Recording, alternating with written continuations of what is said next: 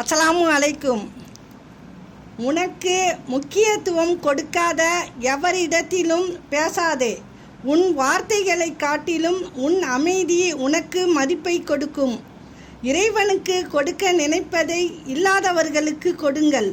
உங்களிடம் யாசகம் பெறும் அளவிற்கு கடவுள் ஏழை இல்லை. மனிதன் மிகவும் சுயநலமானவன்.